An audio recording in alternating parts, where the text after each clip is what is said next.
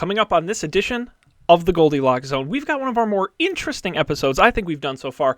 We're going to look at things red, white, and blue in honor of 4th of July. Literally anything that are the colors red, the colors white, and the colors blue. And we're going to really just be very American this episode. It's going to be chock full of USA. We hope you stick around. Goldilocks Zone is going to start for you right now.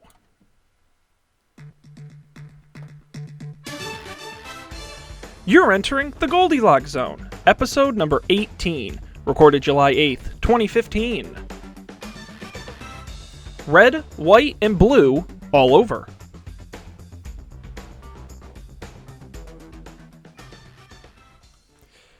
Hello, everybody, and welcome to this edition of the Goldilocks Zone, the podcast that takes America seriously. I'm Sean Jennings, and I am joined by Mr. Mount Rushmore himself.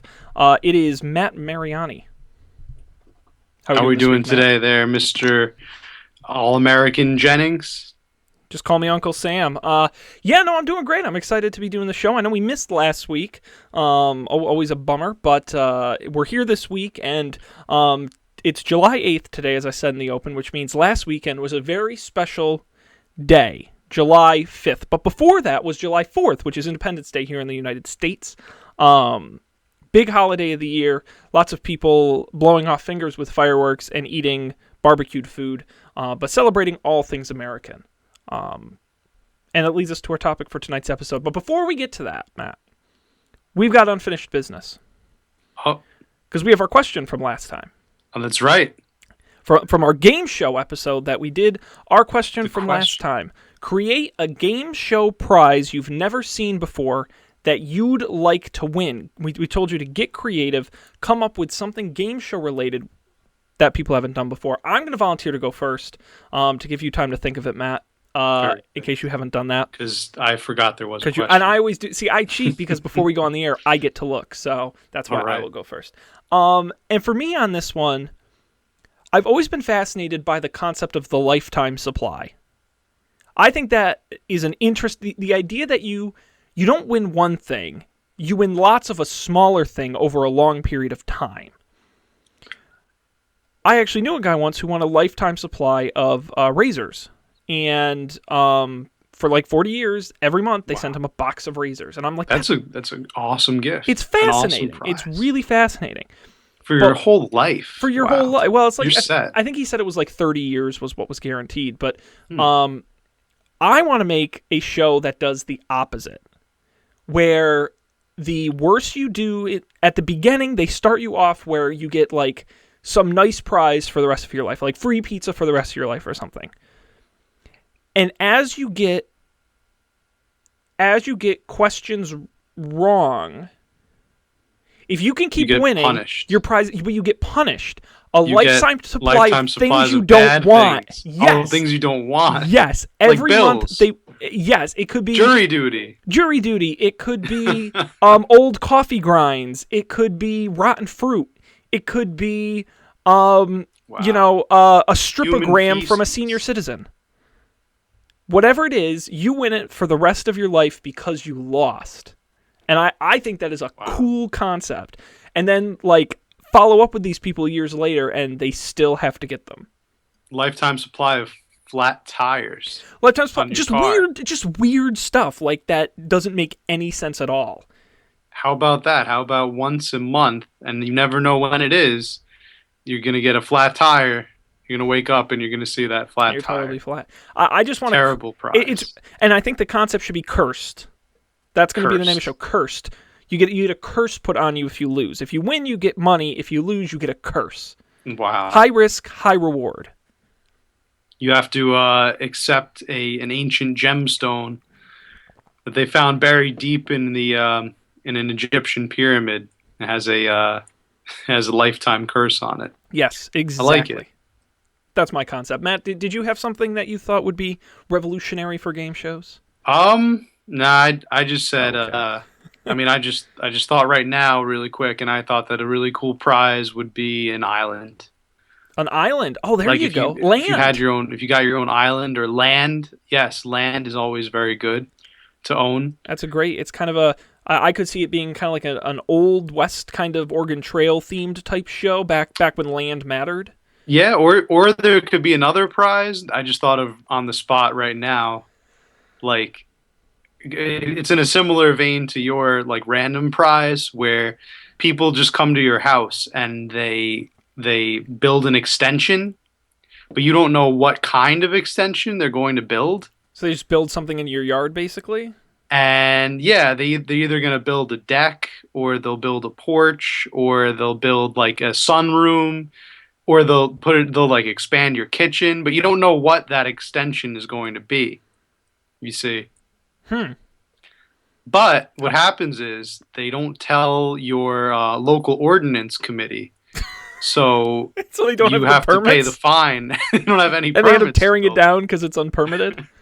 No, you just have to pay like a lot of fines and possibly How's this face a game jail show? time. What? How's this a game show?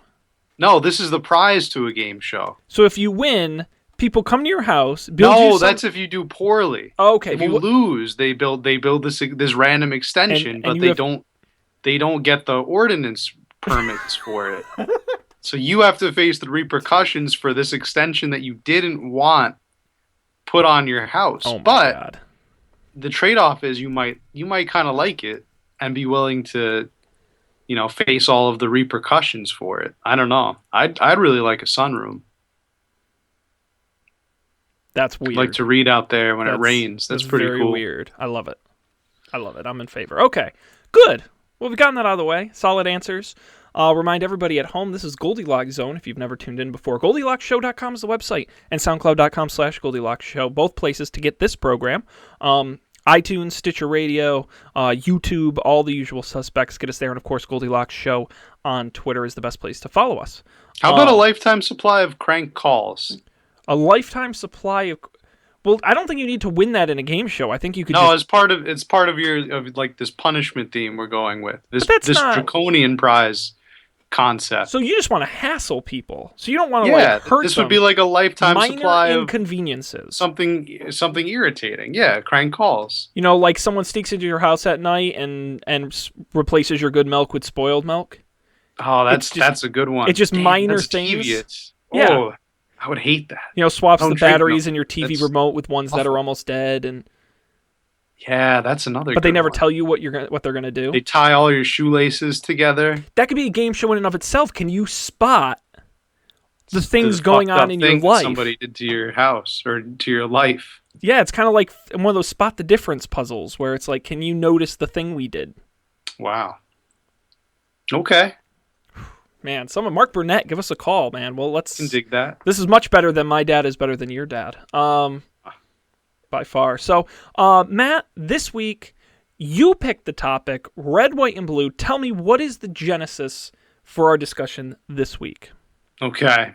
I would have to say this week we are going to talk about the colors red, white, and blue, which are, as some of you may know, the colors of the American flag.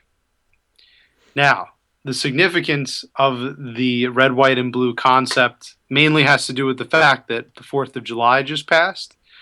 So I got on the horn with Mr. Sean, and we talked about a solid concept to do for this show. We said it would be a red, white, and blue episode, right? Mm-hmm. So what I went ahead and did was I went on the internet and I picked some red things, some blue things, and some white things. And we're going to talk about them, about how cool they are. Okay. Maybe about how interesting they are. I actually came up with some pretty clever little facts. I think we may only have time to get to one each per color. But to begin with, let's just talk about the flag itself. Yes. Just really quick. Mr. Sean. Yes, sir. Do you know what the colors of the American flag mean? Well, Matt, I think most Americans know this. It's a little obvious. Of course, the red represents the blood of our enemies spilling through our streets. Of course, white represents the snow that falls upon a sleepy America as we separated ourselves from the British. And of course, blue represents the color of George Washington's eyes. So red, white, and blue, the flag of our nation. So Wow. there you go. I would give you an A for creativity on But that an F one. for factual But accuracy. an F for effing made up. Well, Matt, I'll be honest with you. I actually don't know the answer, so I'm excited. I'm hoping you know the answer because You were now I pretty want to close. know. Actually, you were pretty good with red. That was the only one. I mean, I like the white for the falling snow. That wouldn't really explain, the southern colonies like Georgia or the They tried to Carolinas where secede. They there don't is no count. snow. That was years later. I know. So let's And do the. even when they seceded, they kept the white on their flag. They did. The stars. But enough about that. The white, well, actually, the red is that's right. It's supposed to be valor, Okay. the valor of sacrifice. The white is the purity and innocence of a new country, newly born country. And the blue stands for, it's also called the chief color because that the square is the chief field where the stars are. The blue is liberty and justice for all. That's what the blue is. Oh, there So you go. those are the colors of the flag. And that's going to be important mainly for the end of the show when we ask you all the question of the week. Keep it in mind. So keep that in mind, ladies and gentlemen, as we proceed to our picks for red, white, Blue. and blue. All right, let's do it, Matt. What's up first? Let's do it. I'm going to jump in first. We're Go going to for it. start with red. That's the color of your shirt. I was going to say, why'd you hold up your This is shirt? And your... It's okay. I'm not having a stroke. For our more your shirt colorblind is red. users, yeah. So, the color red. Yes. I picked one concept that is equally able to be divided into two sub-concepts.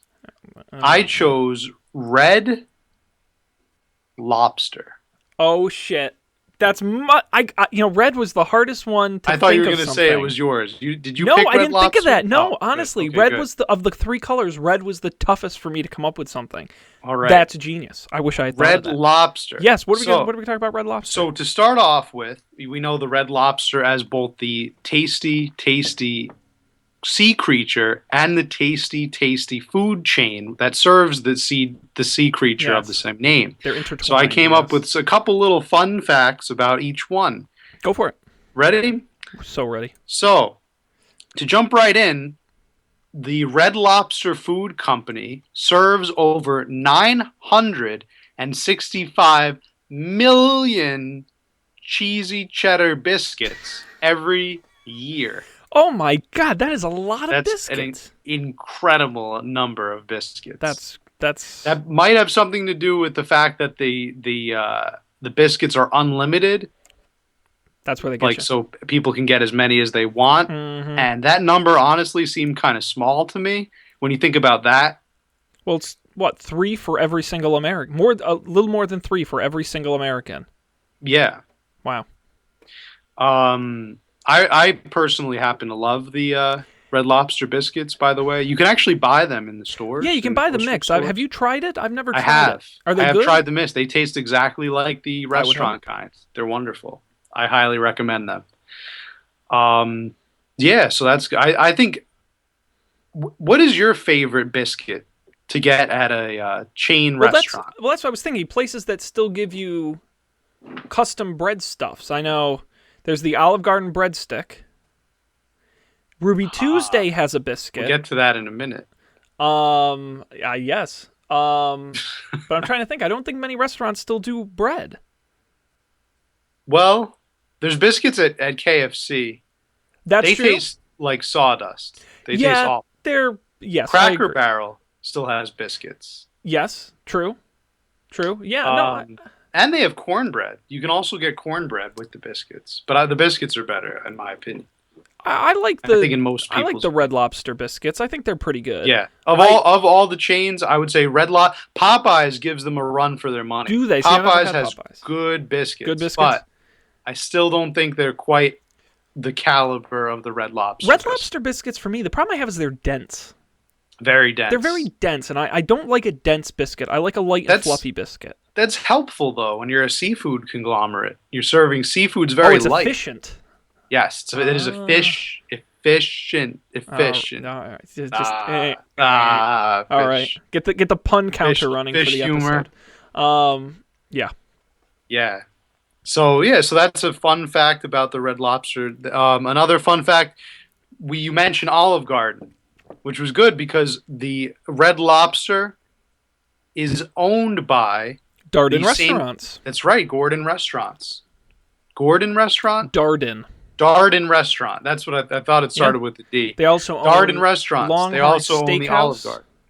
and They they own. own. I think they own On the Border as well. Did you say Outback Steakhouse? Longhorn Steakhouse. Oh, Longhorn. Longhorn's very good. yes, Longhorn's But good.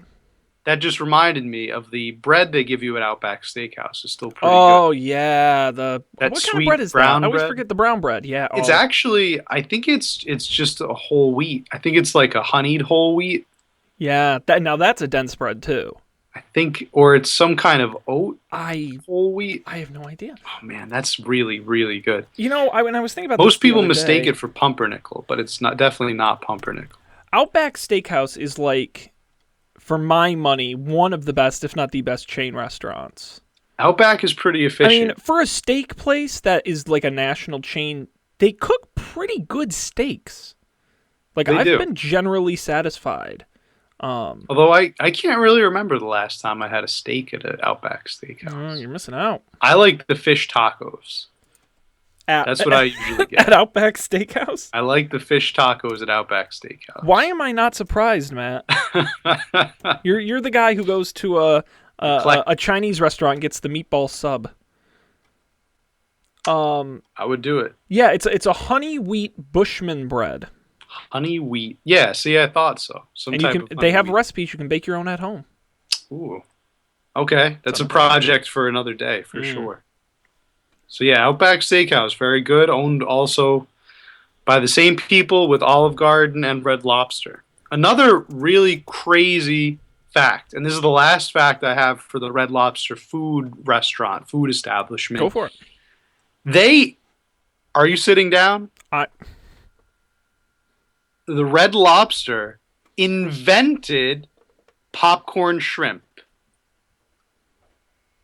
They invented it. All right, hang on. Is that crazy or what? Hang on.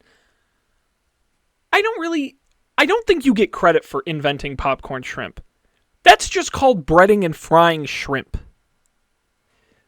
Like, Yeah. I would say Red Lobster trademarked popcorn shrimp or Red Lobster Or popularized. popularized. Yes, that's exact nailed I don't it. know. That's exactly it. In my research, the word invented. At worst, I'd go with used. discovered. You didn't invent it. You discovered it. Okay. But no, That's come on, semantics, popcorn but- shrimp. That's crazy. Okay. Oh, see that popcorn chicken over there? What if we did that, but with shrimp instead? Oh my god! Semantics. That is. Sean. I would not have guessed that. Sean the semantics. I don't think I've ever had No, I've had. Well, what's the difference between popcorn shrimp and fried shrimp? Is it that it's smaller pieces? Well, yeah, because you can fry Bites? whole shrimp. Right. It's the popcorn shrimp are. I think they're like genetically smaller. I think. Are we genetically engineering smaller shrimp now? Or there may be maybe there are different species of shrimp I've seen like that just shrimp, happen to be smaller. Shrimp, you can just bite them all at once. You can just do Or maybe are they crawdad? Is crawdad a smaller? Oh, I'm not even something going else there. entirely? I don't. That's way above my my No, expertise. I think they're just like a smaller, like species of shrimp, and they fry them. Well, I'm in favor of that, and I did not know that, Matt. That is a fun fact. What a crazy, crazy fact that was. I was just shocked. I was unbelievable, Floored. stunned. So Jaw those on are the my floor. Red Lobster facts. Okay. In What's terms next? of the restaurant, I have a couple of facts about the animal, the creature. Okay. I'll hit you with those. Do it. The one thing is, This fits in pretty well with the theme of our episode, red, white, and blue. Red lobsters can also come in a blue variety Yes, very called blue rare. lobsters. They're very rare, but they do exist. They also can come in like a split form where like half of them are blue, like half is blue and half is red. It's crazy to see. Let's see. Are you pulling up a picture of the legendary blue lobster? Yes, I am. Wow. Let me. The viewers at home have a treat. Yes, this is why you got to watch us on videos. You can see pictures of the blue lobster here. Yeah, there he is, the blue lobster. Let's just blow this out here. Pretty There you cool. go. Your rare blue lobsters. Yeah, see, and that one's a mix of both. They have, it's like a strange mutation. Yep. Some of them turn out to be blue Yeah, or half blue. There's kind of a good example of the of a range. split. Yeah, that's a good Come one. in all sorts of fun colors. Yes. Gross. Blue lobsters taste the same as the red lobsters. Mm-hmm. They're just a different color. That would, interestingly enough, make the blue lobster, to my knowledge, the only naturally blue food available on this planet. I mean, unless you were to count the blue whale, which you could technically eat. Yeah, same with any bird that's blue, a blue jay I mean, technically you could eat any of those. Well, blue jay is on my list. Okay. Oh, well, Spoilers. excuse me But- for jumping ahead. We'll talk about them down the road. But for now, all you need to know is that red lobsters are cannibals. What? They eat each other. Oh my! Do they eat the blue ones and the red ones, or just the red blue ones? and red. Makes no difference to them. That's right. You said they taste the same. So They also eat with their stomachs. what? And taste with their legs. What? And we Wow. eat that? That's so weird. They're messed weird. up. That's Lobsters messed are up. weird. They may have come from a different You heard planet. it here first. Lobsters are weird. creatures. Yes. And the last lobster fact, another interesting one. I learned this on a trip to Maine last summer. They have a lot of lobsters there. They have a lot of lobsters, and they have a lot of people knowledgeable about lobsters. And they said that the lobster used to be considered a prison food. They would feed it to prisoners. It was As a New very Englander, cheap. I'm sure you've heard of this. It was They were very cheap. They were very plentiful. Yeah. And they were also thought of as giant insects. Yeah, it was which garbage food. Technically, essentially, they are. Yeah. Though not scientifically. But they're very similar to big bugs. Yeah. They look like big bugs. Mm-hmm. So they fed them to prisoners because they were cheaper. It was cheaper than feeding them beef or feeding them chicken.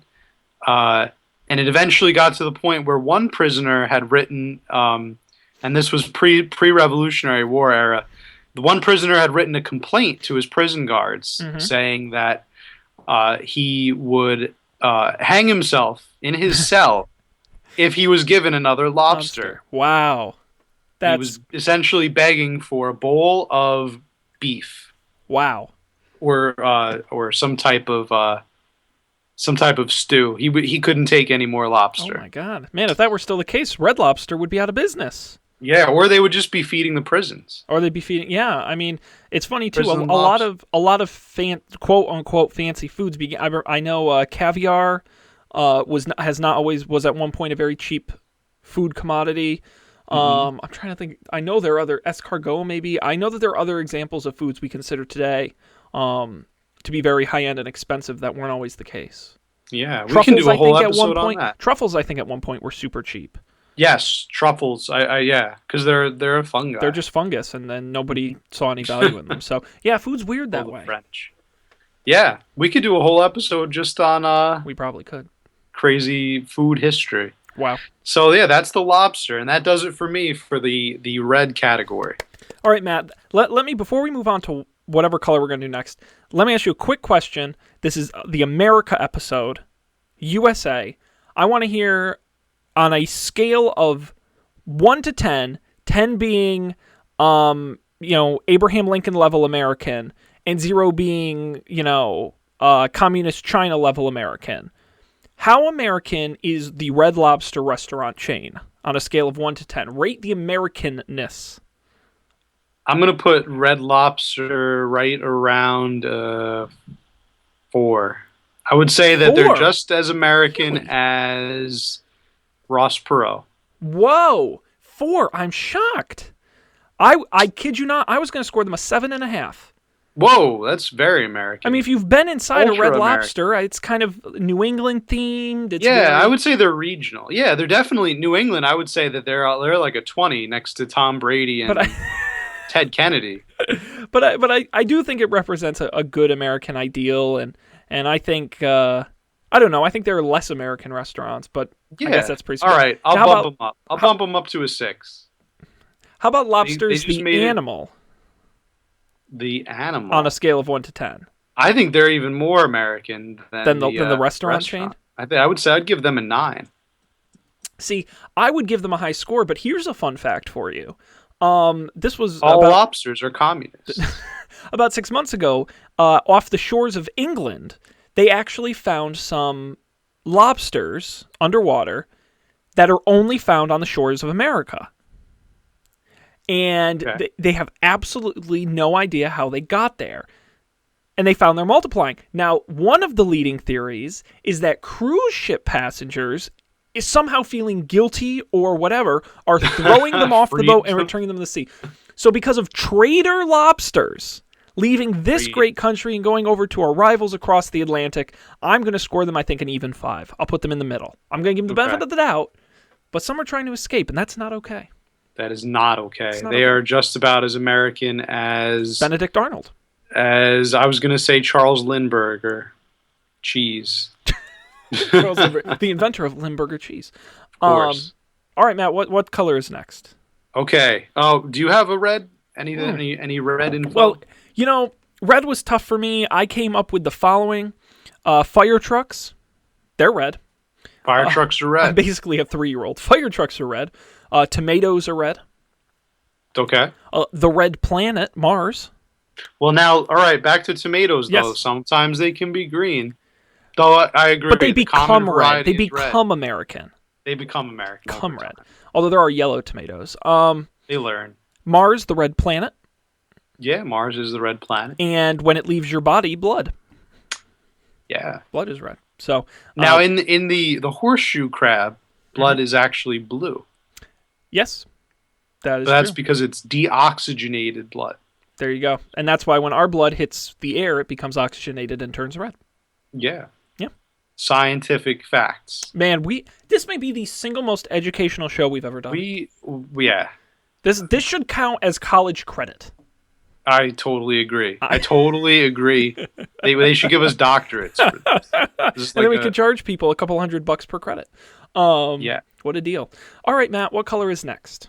we're gonna do blue next. We're going to do blue. Okay, cool. Jumping Blue. into the blue. Great color. The deep blue. Yes. Liberty. Lots of things are blue. Can you name some things that are blue? Things that are blue. Peacocks. Yeah, good. Peacocks are blue jeans. I think that's the male peacock, right? Because Well, I think it has all the. And actually, they might be a female little more is not. violet than they're blue. I would say they're blue. They're blue? I think it looks pretty blue. I can't name the last time I saw a peacock. It's not has like a common. metallic blue. Yeah. I was at the zoo one time. Okay. I saw oh my god, this peacock, right? It jumped over its pen, its enclosure, right? Okay. It flew into the neighboring enclosure, Yeah. which was the alligator. Oh my God. Did they Pen. fight? Oh my god. The peacock actually made it out, believe it or not. Wow. It escaped the alligator's clutches. That's pretty lucky. before it was ripped to shreds. Oh my God. Wow. So that Wow. was a crazy great thing story. that happened. That's my peacock story. Yeah, and of course, blue jeans are blue. And they're American. They are American. The sky looks blue, even though it's not. It's kind of just a lack of light reflection. And of course, JetBlue Airlines. JetBlue. Oh, and of course, I'm blue. Dabba dee, dabba die. Of course, Eiffel 65. So, just a few blue things, Matt. What are we going to talk about for blue stuff on your end? We're going to start off by talking about blue Jays. Oh, Blue Jays, the Toronto Blue Bird. Jays. The classic baseball The team. Toronto Blue Jays. Hey, a quick fun fact for you. What is the name of the Indianapolis Colts mascot? Blue Jay. No, it's just Blue. Blue, really? Blue the Colt, I'm guessing. Oh, Little fun fact there for you. So, Blue Jays. fun fact. The Blue Jay. The fun facts I found out about the Blue Jay is that their crest can indicate mood. So they got like a built-in mood ring going on? Yeah, and it's on the top of their head. The little feathers will stick up if they are upset or territorially defensive. They'll stay like down, if they're cool, if they're chill. And they'll go all over the place and like fan out if they are distressed or trying to flee. Ah. So those are the three crest changes. So that's like they have a built-in mood ring basically. It's kind of a Pretty safety cool. announcement, really, that we're doing here. If you see a blue jay and its feathers are all over the place, you should probably back away. Yeah, Get out of the situation. because the blue jay will not be happy to see you. No, and you know right away. Visually, you know right away. Many animals you don't know. That's right. Blue With jay, you know right dogs, away. you know. Lobsters, you don't know. No, lobsters you don't know They at have all. no outward Lobsters. signs. So Lobsters are weird, just like we lobsters said are weird. before. Blue jays are great. Okay. I love blue jays much more than lobsters. Okay. A crazy fact about the blue jay. This is probably like the go-to crazy fact. Lay it on me. Blue jays are not blue. Okay, hang on. Hang on. Rewind the tape. I don't think. Can you say that again? I don't think I heard that right. What was that? Blue jays Yeah. are not blue. Okay.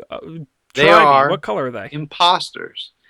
The blue feathers on the blue jay, just like the sky, reflect blue light, but do not have a natural blue pigment.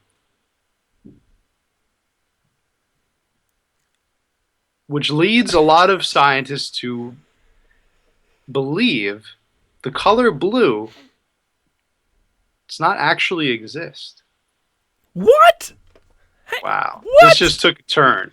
This just took a turn into We've gone from crazy USA town. to X-Files. I mean, this is what? Blue doesn't exist? Is that the conclusion we're going to here? Well, Sean, that is the conclusion that a lot of researchers have come to.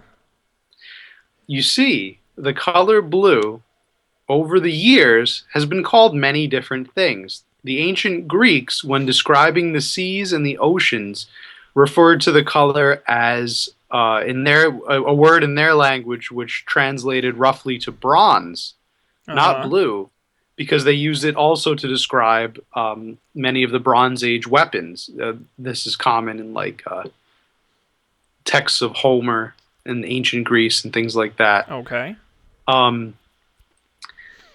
Yeah, and going on, I don't have the specifics in front of me. I'm kind of spitballing, but over the years, a lot of other sources have come forward about the color blue, and in ancient texts calling it other things. There's a really good. I have to recommend. There's a really good episode of a different podcast called Radiolab. The episode they did on colors, they talk about this interesting phenomenon about the color blue not existing. Yeah, it's a crazy thing. Is that the reason why the famous blue and black dress is it gold and white? Remember that? Oh yeah, Could that be came why? out. Because blue's not a color. That could be, yeah, because right. It depends on. I think with that one, it depended on which one you looked at first. Yeah. If you saw the, I don't remember, like the broad or like the top line, you think that it's blue and black, or otherwise you see it as white and gold. And I know part of it, and it worked for me. It was about the adjustments your eyes make. So if you looked at it, like everyone's looking at if you look at it like on your phone screen out in sunlight, it looks one color. But if you're in a pitch black room with the brightness turned up on your screen, it looks the other color. And it has to do with your eyes, your peripheral vision being light versus dark, and how that adjusts how you see the middle part. Was also part of it. Matt? Oh boy, Man, just once I want to go through a whole show. We've lost Matt. I want to go through a whole show without losing him. Hopefully we'll get him back quickly. Matt, are you there? Matthew, are you there? Man, the connection was good tonight, too. Shit. All right. I'll pause the recording. We'll be back in a second with more Goldilocks Zone. Stay with us. I don't know what is going on. All right, we're back with Matt. We're back. I was really hoping your connection looked great. I was hoping we'd get through a whole episode. Almost. We got through last week. Was totally fine. Yeah. Oh, believe me, I had plenty of technical troubles on my end. You guys were fine. Outstanding. Well, So, any more facts on the Blue Jay? well, this is the thing. I mean, I think when we were talking about this discussion with the color blue. Mm-hmm. I mean, obviously, someone doesn't want us to be having this conversation. It's all coming So I think it's up together. to you. Yes, you. The viewer. The viewers out there and listeners, if you're listening to this podcast, perhaps, I don't know, commuting on your way to work or just enjoying the day in the sun outside, maybe by a not so blue lake. Looking up at the not really blue sky. Yeah. Yeah. Investigate this phenomenon and get back to us. The secret will be out. They can't silence us forever. That they cannot, Matt. That they cannot. Hashtag, what is blue? Hashtag. There you go. Boom. All right. So that's it. That's the Blue Jay. One more quick thing about the Blue Jay. They have a tendency to, when they're building a nest, right? The Blue Jay's building its nest. They want to look for something that is white. Interesting. Scientists don't know why, but every Blue Jay Looks for white things. looks for white materials, not to build the nest out of, but at least one white object to keep either near the nest or as a part of the nest. That's crazy. And that's also the perfect segue Into the final color. the final color. Which is really all the colors, if you think about it. White. Our final color. Let's see. I've got on my Is list. it all the colors or none of the colors? No. I thought No. black was all the colors. You know, I used to think that too, but when you put white light through a prism, that's when it breaks into the rainbow. White is all the colors, if you go by I'm the not a light science spectrum. guy. Yeah.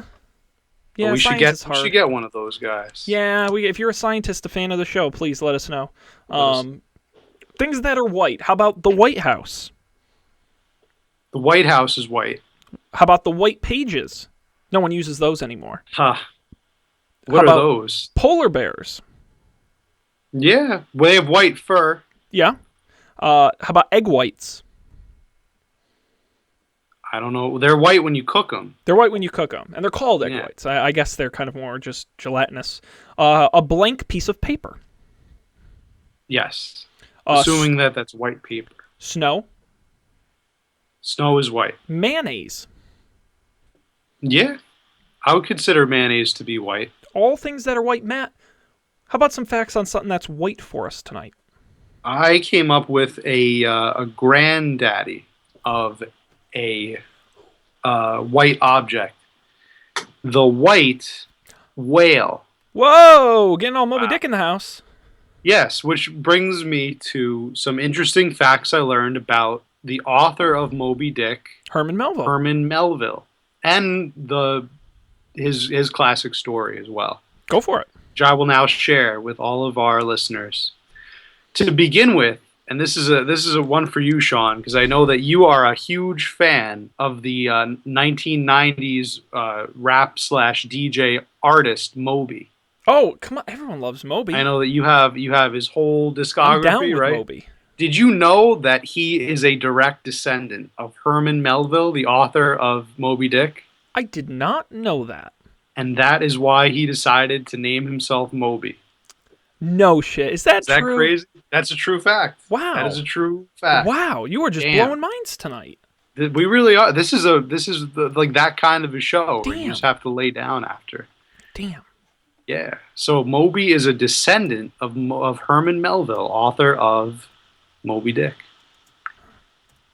Another fun fact, I think most of us have heard this one, but just in case, the coffee chain Starbucks Mm-hmm. got its name from the novel Moby Dick. Okay. One of the characters in the book, one of the crew members, is named Starbuck. Oh, I've never actually read Moby-Dick, so Oh, it's these fun great. facts It's one of my go favorite books. a little over my head. It's awesome. Moby Dick is great. You got a lot of really complex stuff going on in Moby Dick. That's why I didn't read it. But yeah. A little too complex for this guy. I'm sorry, it's not It's not Twilight, but it'll do. not Twilight. The Twilight Zone. Hmm. Yeah, so that's one more quick fact about the Starbucks also.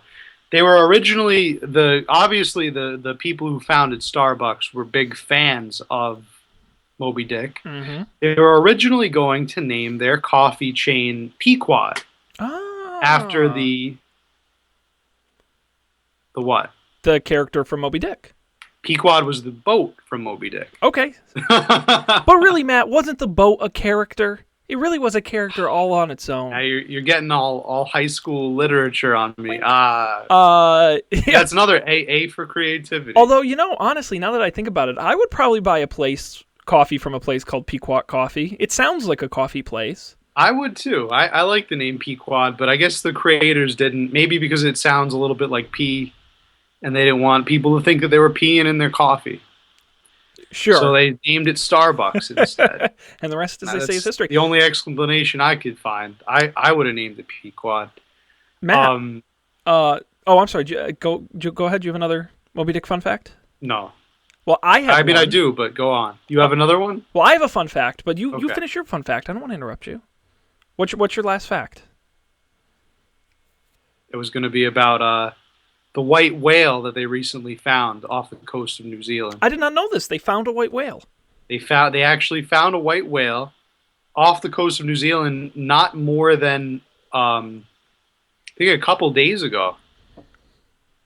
Wow. It's incredibly rare species of white whale, or a species of, it's like I guess a genetic mutation of a a blue lobster. Yes, just like the blue lobster. There's a white whale. They think it may be the only one of its kind. Wow, that's sad. And yeah, it's pretty crazy that it's an actual literal white whale. Well, hopefully we will hunt it and turn its fat into oil for our lamps and blubber for us to bathe ourselves in. As we should. Matt, I've got a Moby Dick fun fact for you. Let's hear it. Do you know where Moby Dick was written? I think it was written. Well, it takes place in Connecticut. Yes. New Bedford, Connecticut. Yes. Where did Melville live when he wrote it? Did he live in New York City? No. He lived in Pittsfield, Massachusetts. Wow. No way. You can literally, it's like 10 minutes from my house. You can drive, and it's a museum. It's the Herman Melville Museum. Oh, my God. There's a sign where he wrote Moby Dick. He wrote it right there. He was friends with Nathaniel Hawthorne. They hung out there. Yep, he was buddies with Nathaniel Hawthorne. Yep. So there you go. Yeah. Wow. We'll have to get you up here, Matt. You can come visit. I will totally We'll go to the Herman visit. Melville Museum. We can go to the Susan B. Anthony Birthplace Museum. Oh. A lot of history happening. A lot of history up there in Pittsfield, Mass. Although they're kind of cheating because Susan B. Anthony was born here and moved away when she was 3 years old, so I don't think we really should get the credit. No. But they made a museum anyway. That's something for the kids. The kids love Susan B. Anthony. Very good. All right. Man, I'm feeling so American. American and informed. And informed. Very educational. Right, we got to get the word out about the color blue not existing. It's pretty crazy. Crazy stuff. That is your takeaway from this show. Blue does not exist. Blue does not exist. Hence the white whale. Hence the white whale. It can't be blue if it's not a real color. That's right. Also, one really quick last fun fact I had about Moby Dick. It's kind of a tragic fact. We think of the novel Moby Dick today as a huge, it's a hugely famous. I don't think you can't name many more books as famous as Moby Definitely Dick. Very up there. famous, incredibly well appreciated in literary circles, Absolutely. analyzed to the point To of death. absurdity. Yeah. Yes, by literary people and literary minds. But when it was written, it was actually Herman Melville's least well received book that he Really? had ever written. Yeah, it actually destroyed his career. Oddly Really? enough, yes, the people who read this book and reviewed it did not like it at all because it I think it was because it rejected transcendentalist themes or something that were very popular at the time. Mm-hmm. It wasn't until the age of neo-modernism that the book would be rediscovered and circulated and reevaluated almost 100 years after Herman Melville's death. Wow. Wow. But yeah, it's one of those things like they say that Picasso never sold a painting or, Yeah, was it? you know, I want to say To Kill a Mockingbird was like that. Maybe Kill I'm a thinking Mo- of a different book. Am I To thinking of Kill a Great- Mockingbird. I mean, that was like that was the one that was the only book that Harper Lee wrote. Although Harper, She just wrote a book like a month ago. brand new book, yeah. But up until then, that was her only book. There's also Catcher in the Rye. Yeah. Was a good one because that book actually forced J.D. Salinger to fade into obscurity because he hated how like famous his book was getting. He's kind of a weird dude. These writer types, you know. You Can't never live know. with them, can't live without them. Harry Potter books made J.K. Rowling so much money that she is now worth 3 times the royal family or the queen. I think the queen. And those are just those wizards. Are babies. Books for children. Yeah, I mean, come on. Anyway, well, Dr. Seuss. I mean, how much money that guy got? Dr. Seuss. Now, I don't know if this is true or not. I read a theory about Dr. Seuss, whose real name was Theodore Geisel. That's right. He hated children, actually feared children. I believe that. And he wrote the stories to appease children so that they would not, I guess, attack him. They'd leave him alone. Or they would not. They Just would go not read. Leave me alone. If you stop talking to me, I'll write you a book.